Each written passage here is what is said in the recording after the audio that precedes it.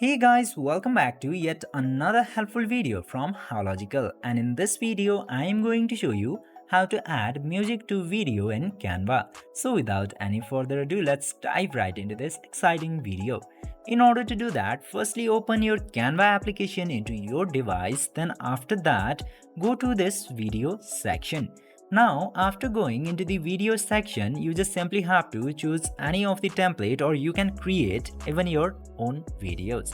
I'm selecting this mobile videos option, and now after going into this section, you just simply have to choose a video template which you want to use. Then after creating the project or choosing the template, you just simply have to wait for the options to appear, and now this upload button will appear at the bottom. Just simply tap into that uploads button and you have to choose this upload files option. And now after coming into this section, go to audio section of your device and select any audio that you have. And now you just simply have to select the audio to upload into Canva.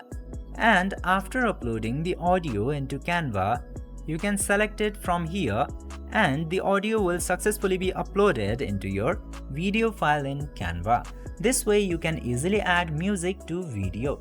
I hope this video was helpful for you. If yes, don't forget to like, share and subscribe to the channel to never miss another update. Thank you for watching the video.